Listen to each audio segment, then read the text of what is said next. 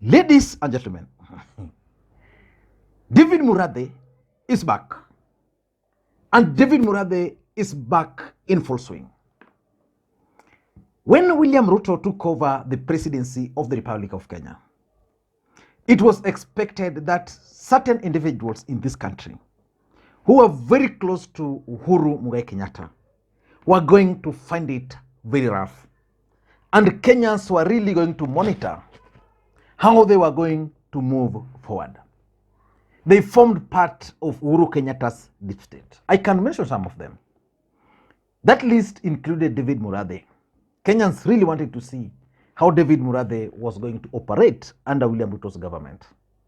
The other one was Rafael Tuju. At some point, Rafael Tuju indicated that should William Ruto become the president of the Republic of Kenya, he was going to leave the country. From the day William Ruto was declared the president of the Republic of Kenya up to now, I'm yet to lay my eyes on Rafael Tuju. The other one was Francis Atwoli. Of course, Atwoli has made his ways back to William Ruto's side. Then there was Karanja Kibicho, who was the principal secretary for Interior. Very powerful. Of course, he continued serving. He handed over the office yesterday. So maybe he will be targeted after that. Then there was Nancy Gitau, one of the key pillars of Uhuru Kenyatta. I'm yet to read anything about Nancy Gitau since Ruto took over. She was actually based at State House. Then there was Maina Kamanda. Maina Kamanda, I heard of him when he blamed Uhuru Kenyatta for not doing much for Raila Odinga. And then there was Charity Kalukwingulu. But David Murathe is now back. I remember at some point he was being dragged to court. Then he disappeared. I saw his photo with the son somewhere in the US during the graduation for the son. But over the weekend, was it weekend or last week, David Murathe accompanied Raila Odinga to Kilifi for the Thanksgiving for the governor there, Gideon Mung'aro. And he announced his arrival. Kilifi, hamjambo. Hamjambo tena. Asanteni na kwaherini. Amesema niseme jambo alafu niende. Nataka kusikia salamu za Uhuru Muigai Kenyatta. Mumezipokea. Hebu makofi kidogo asikie pahali yuko. Ya pili, mimi ya kama alivyosema ndiye vice chair ya Jubilee Party. Chairman wangu ni mtu ya hapa, mzaliwa hapa. Zuya. Namjua Zuya. Alafu kwa Azimio, mimi pia ni vice chairman ya NEC, National Executive Committee. I don't know, Mung'aro hataki tuongee siasa leo. Hatutaongea siasa kwa sababu tumekuja kusherehekea ushindi wake.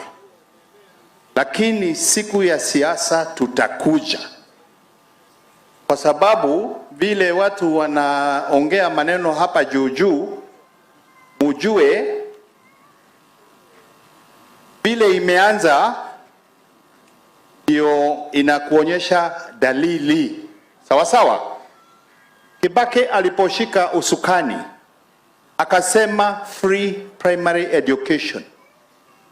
Na alipata uchumi ya nyayo ya 190 billion. Alipeana free primary akiwa kwa wheelchair, wakiwa na huyu Raila Amolo Odinga. Watoto wakaenda shule Jumatatu. Si namna hiyo. Hii tuliambiwa unga itashuka ikuje 70. Imeshuka. Never. And yesterday, when Azimio were addressing the press, David Murathe was present. Haya. Sasa, habari yenu? Now, the most important thing we are trying to pass a message is that Kenyans should not sit back and watch as the country goes down to the dogs. These so-called new kids on the block have been in government. There's nothing new.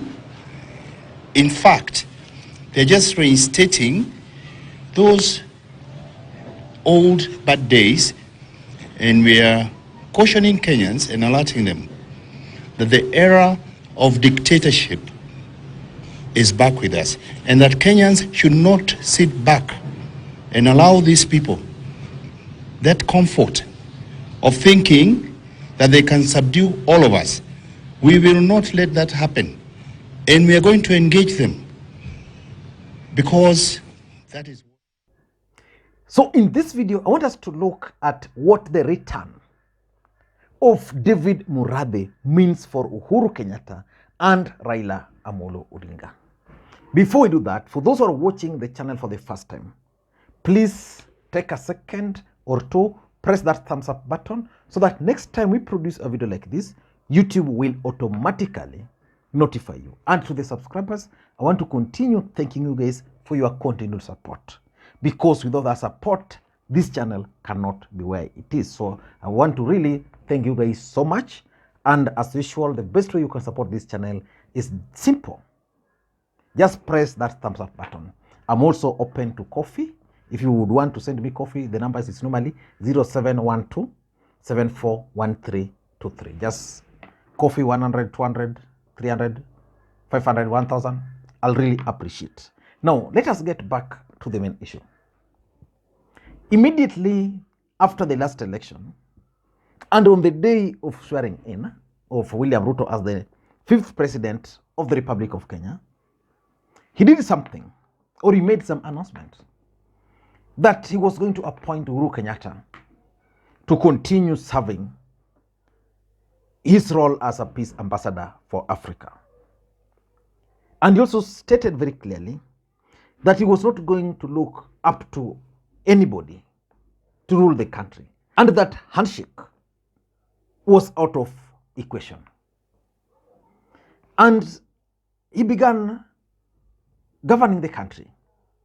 And it became very clear that immediately Uhuru Kenyatta took up the role, William Ruto then embarked on a strategy of isolating Raila Amolo Odinga. And people like David Murathe went quiet. And I asked myself, what was Murathe up to? Because Murathe was very crucial for Raila Odinga's campaign.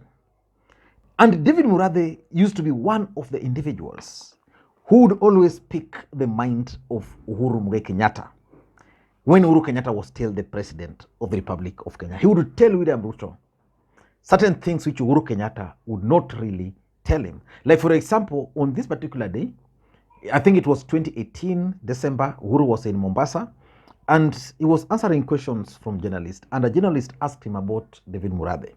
This was Uhuru answering.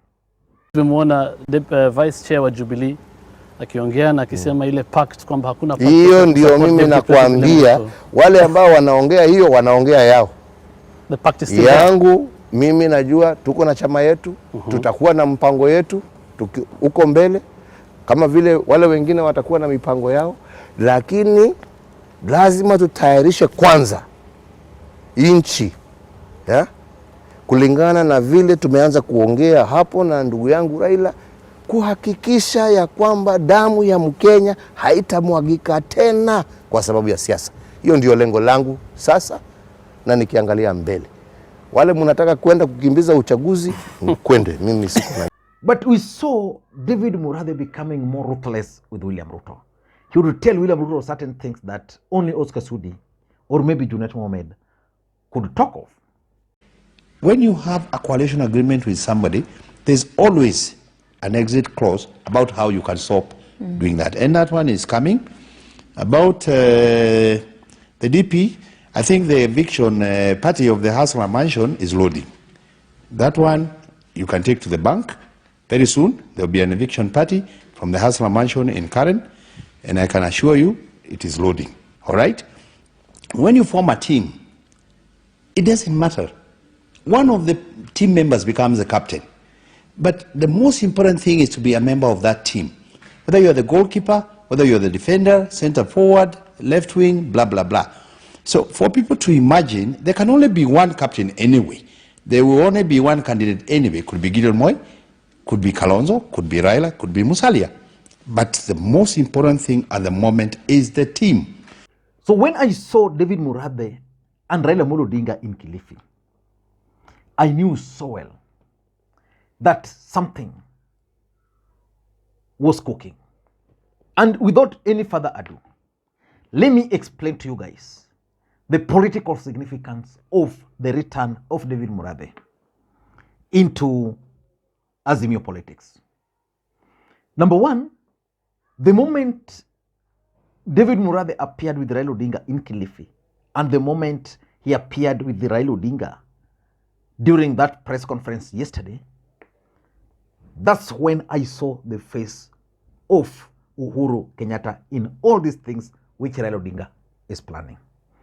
At some point, I had thought that Jubilee was going to leave,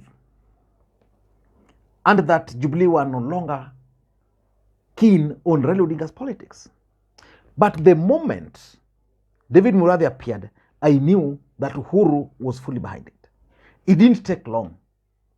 Then you saw Jeremiah Kioni, who had actually announced that they were cutting links with Raila Odinga. You saw Jeremiah Kioni issuing a statement affirming that indeed they are fully behind those planned people's consultation, that they were fully behind the people's that they were fully behind Raila Odinga's consultative meetings, which will begin tomorrow. So David Murathe is basically the face of Uhuru Kenyatta in all these things which Raila Odinga is planning.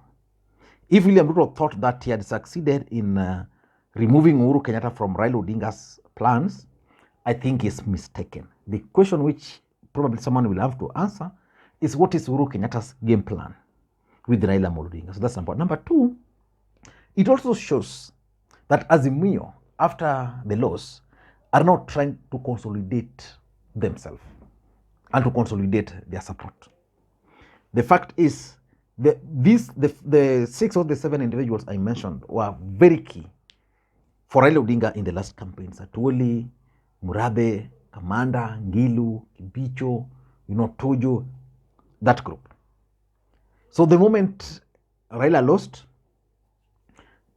automatically some of these guys started thinking about their personal interest, because politics is about interest. Then at some point they realized that William Ruto probably does not have time for them. So what now they are doing is that they are trying to consolidate their support. And because 5 years is not a long time, that 5 years will just come. And probably they'll try to wrestle the presidency from William Samoei Arap Ruto again. The only worry is, if Ruto was able to snatch the presidency from them, what would stop him from now winning without them? Of course, you can argue that even Ruto succeeded because he was not with the system. These people can also succeed. But I think the main idea behind the presence of Murathe, or the return, is that Azimio is now planning to consolidate. Number three, I also tend to think that it's the beginning of the 2027 politics. And I stated the other day, and I'm going to repeat, that the politics of 2027 in this country is actually going to be determined next year. The shape it's going to take. Just like 2027 election was actually determined way before 2022. So the fact is, we are going to witness escalated activities from both sides beginning next year. And David Murathe is likely to continue representing the face of Uhuru Mugai Kenyatta. And lastly, I think David Murathe is also coming out and is going to play these roles so that they can monitor William Ruto plans on Uhuru Kenyatta's allies. There are those Uhuru Kenyatta's allies who are still living in fear because they frustrated Ruto, they undermined him. How is he going to treat them? Is he going to mistreat them? Is he going to target them?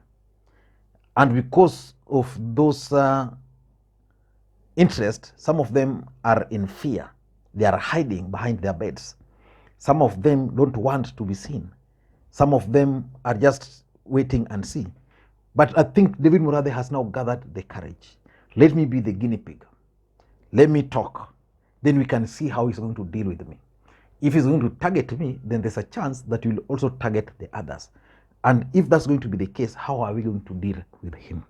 So for me, the return of David Murathe into Raila Odinga's politics or into Azimio's politics, in my view, is significant, just like I've explained above. Thank you guys, and please, may you have a good day. Bye-bye.